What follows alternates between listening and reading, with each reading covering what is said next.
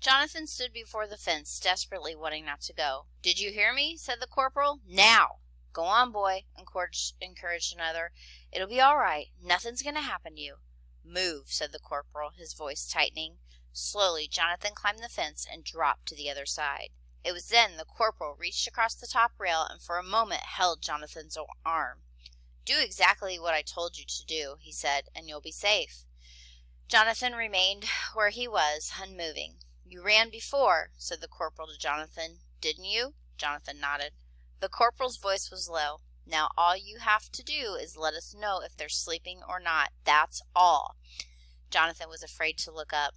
"Didn't you hear him, boy?" called one of the men. "They didn't hurt me," said Jonathan, his voice small. "They didn't—" "You wanted to come, didn't you? Wanted to fight?" said the corporal. "Answer me." "Yes, sir." "Be all right," came an encouraging voice. "We'll be watching." Still Jonathan stood. Reaching across the fence again, the corporal turned Jonathan so hard that the boy stumbled. All the same he looked back. The men were watching him. The corporal pointed toward the house. Jonathan remained where he was. "Please," he said, appealing to the men. He knew he had tears on his face. The corporal cocked the flintlock of his gun. A trickle of horror, like a finger sliding up his spine, came to Jonathan. "Do it," said the corporal. "Now." Slowly Jonathan turned and began to walk towards the house. 5:45. When Jonathan had covered half the distance to the house, he stopped and looked back. The Americans were lined behind the fence, standing in the dark row like cemetery stones against the blue-gray sky. Their muskets were black staffs. Their eyes, possum-like, alone contained some faint light. He heard the cow shifting her weight by the shed. Again he looked at the Americans. The corporal raised a hand and urged him on. Turning, Jonathan again moved toward the house. He stepped up on the porch. It gave a slight creak. At the door he put a hand to the latch. Again he looked back, paused, then pushed. The door swung open. He could see nothing. He took one more look behind him. Then he walked inside. 5:50. The fire in the hearth was nothing more than a glow. The room smelled of burned wood. All he could hear was the breathing of the soldiers. They were fast asleep, exactly as he had left them. The young one on the bed, the tall one on the floor before the hearth, the old one in his corner, the rope still attached to his ankle. Nothing had changed. They had not noticed he had gone. Jonathan knew exactly what he was supposed to do next. Turn around and return to the corporal. Tell him the Hessians were asleep. He gazed about the room again, sighed, then turned and moved towards the door. The old soldier murmured in his sleep. It was enough to make Jonathan stop and swing around once more. He stared at the sleeping man. His head was throbbing, the pain inside unbearable. Whose side was he on? Slowly he reached out and lightly touched the door. It swung shut, leaving him inside. For a moment he just stood there, trying to understand what he had done. Then, with a quick move, he came to life. He leaned against the door and latched it. Hurriedly, he went to where the young soldier slept. Crouching down, he shook him. Groaning slightly, partly opening his eyes, the young soldier awoke for a moment, then dropped back to sleep. Jonathan shook his arm again, harder this time. Once more the Hessian opened his eyes, finally managing to focus on Jonathan. With an effort, he pushed himself up on his elbow. "Was yes," he said, his voice crusted to a sleep. "Soldiers," said the Jonathan in a strange whisper. "Americans. Soldiers. Soldat," he said, remembering the words the young soldier had taught him. "Soldat," he repeated, pointing towards the door. "They're right outside," said Jonathan. Again he pointed. "They'll kill you if you don't give up. Soldiers. Soldat." With sudden comprehension, the young soldier sat up, knocking Jonathan away so hard the boy fell backward. The Hessian looked about the room, his eyes wide. Then he jumped to his feet, moved to the door, and tried to open it. He fumbled with the latch, released it, opened the door, looked out, only to slam it shut. "Off! Off!" he cried, moving from one soldier to another. "Angriff! Angriff!" The two pushed themselves up and stared stupidly at him. "Die Amerikaners! Sitzen draußen!" the young soldier shouted. As if to echo what he'd said, a volley of shots smashed up against the wood house like a host of hammers. The other two Hessians leapt to their feet. Casting aside furniture that lay in their path, they rushed for their guns. Jonathan, crouching on the floor on one side, looked on in terror. A second round of shots slammed against the house. One ball split the paper window and struck against the hearth with a hard, shattering crack. A chunk of stone fell to the floor.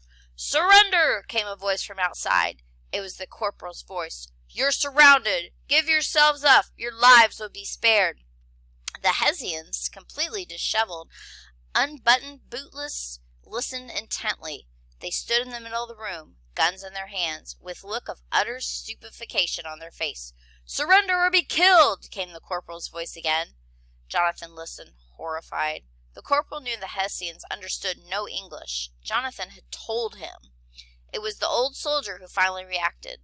Leaping for his knapsack, he ripped out his cartridge case and powder, loaded his gun, and thrust on his bayonet. The rope to which Jonathan had been tied, remained tied to his ankle and flayed about like a writhing snake. The other Hessians frantically prepared their guns. As they did, the old soldier edged forward, the rope trailing, and yanked open the door, then leapt to one side. Rapidly he spoke to the others, a flood of words to which the other two blankly nodded. While he spoke, the old soldier kept checking his gun, making sure it was ready. Jonathan realized that they were going to attempt to fight their way out, began to shout, "They'll kill you if you try, they will. Just give up, give up." At the sound of his voice, the old soldier spun about, took 2 long steps across the room, and made a grab for Jonathan. Jonathan tried to dodge away, scrambling toward the door on his hands and knees. The Hessian snatched him, missed, grabbed again. Catching Jonathan's foot, he dragged him back and whipped him upright. With an iron grip, his arm instantly went around Jonathan's neck as he yanked him up against his body like a shield. Jonathan, grasping for breath, writhed and clawed at the Hessian's arm, while the other soldier shouted orders to his companions. Twisting wildly, attempting to turn and kick, even to bite the soldier's arm, Jonathan kept trying to free himself. In response, the old soldier brought his knee sharply up against the small of his back. The pain was intense, and his struggle faltered. The old soldiers held him closer yet. The young soldier cried out, "Lassen Klaas! Lassen Klaas!" The old soldier barked in answer. The young one stood still, his chest heaving, rubbing a hand over his sweaty forehead. Through his hair around his mouth, he nodded. Again the old soldier spoke sharply. Jonathan, realizing he could not free himself, called out, "Don't do it! Give up! They'll kill you!" The old soldier responded by tightening his grip around his neck, making it hard for him to breathe. "Fertig?" whispered the old soldier to the others. They nodded. The old soldier, one arm around the boy, the other hand gripping his gun, inched toward the door. The 2 others pressed close behind. They reached the doorway. Jonathan could see out. 50 feet in front of the house, the Americans were standing in a semicircle, guns to their shoulders, aimed at the doorway. "Boss!" grunted the old soldier and stepped into the doorway. Jonathan twitched spasmodically. The grip around his neck tightened. He was choking. In a knot of tangled arms, legs, and muskets, the 4 of them wedged into the doorframe. Searching for his foot ring, Jonathan looked at the Americans, their guns ready. The Hessians pressed him from behind. They edged out onto the porch and stood on the top step. In a last desperate effort, Jonathan twisted violently, butting his head on the old soldier's chest. For an instant, the Hessian lost his grip. Jonathan wildly struck out with his arm. The soldier teetered at the top of the porch and released Jonathan. Instantly, Jonathan pulled away, dropping low, dove back into the house. The Hessians, now unshielded and completely exposed, stood frozen, then seemed to tumble forward. Jonathan spun about in the doorway just as the rope, still attached to the whole old Hessian's ankle, whipped by. Impulsively, Jonathan reached out and tried to hold it. He held it for less than a second. The burn of its passing seared his hand. The old Hessian tripped, and so close was he to the other 2, so entangled that they too fell. There was a roar of shots, and then silence. 6:10. Jonathan stared out. The morning had turned milk white. The 3 Hessians were upon the ground, their bodies twisted. their torn uniforms filthy with earth and blood. The corporal and the other men gathered around in a semicircle, gazing at the dead. Jonathan watched the Americans turn and, guns in their hand or on their shoulders, start to walk slowly back across the field. As they watched, they grew faint, shrouding in the rising morning mists. No one looked back or spoke or paused. They just left. 6:13. Only the corporal remained. He kept looking at the fallen men. Slowly he bent down and gently closed their eyes. Then he gathered up their guns. When he stood, he became aware that Jonathan had come from the house and was close by. They looked at one another. "You tried to save them, didn't you?" said the corporal. "Yes." "They would have killed you." "They didn't."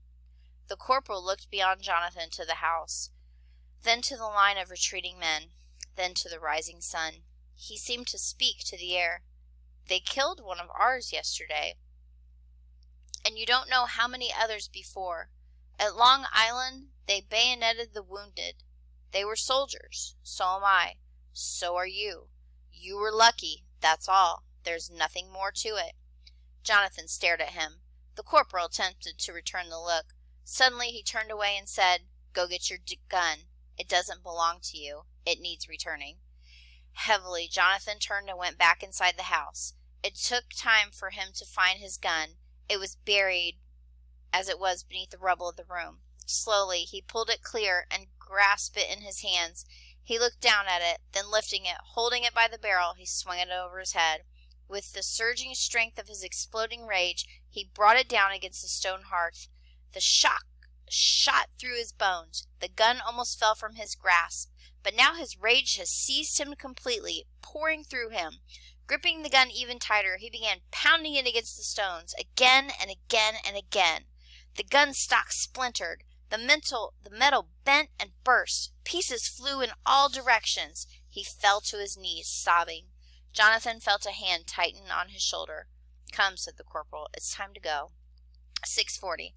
They walked in silence. Even when they caught up with the other men, no one spoke. Jonathan stayed in the rear. No one walked close to him or spoke to him. He wasn't bothered. It was better that way. All he wanted to do was move. When they reached the camp, a wounded man who had remained there asked what happened. "They tried to get away," said one of the men. "Tried to fight when we offered surrender. Fools!" Jonathan looked about for the boy, for the Frenchman, only to remember they had long gone. The men gathered up their things and headed north, leaving the camp behind. As they walked, they moved in small groups of 2s and 3s. Jonathan went alone. At one point, the corporal came and attempted to march by his side. Instantly, Jonathan stopped.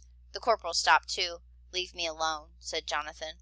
The corporal, momentarily flustered, started to say something, stopped, and walked away. And it was only then that Jonathan wondered what had happened to his horse. But after that, Jonathan was left to himself. 9:30. By the time Jonathan reached the tavern, only 4 of the men remained. The rest had slipped away. When Jonathan realized where they'd come to, he stopped. Automatically, he looked for the corporal. But the corporal, too, had gone. The tavern keeper, grinning broadly, ran over to meet them, shaking hands all around. "Beat them, did you?" he cried. "A famous victory, gentlemen! A drink to celebrate our victory!" Only one of the men accepted. After a few minutes, the tavern keeper realized that Jonathan was there. "Ah, you," he said. "Your father came a-looking for you. Had permission, did you? You're a sly boots, you are. He would have gone right after you if he wasn't dragging that leg of his, and him sick with your going. You'll be wanting to go home right quick, you will."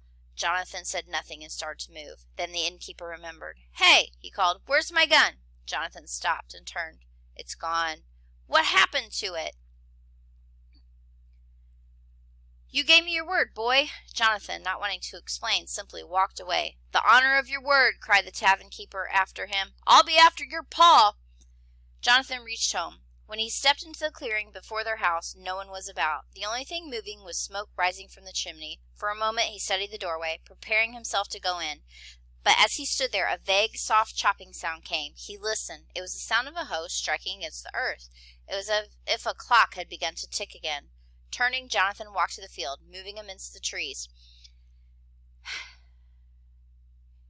his steps keeping pace with the sound. It filled him, pushing away the pain.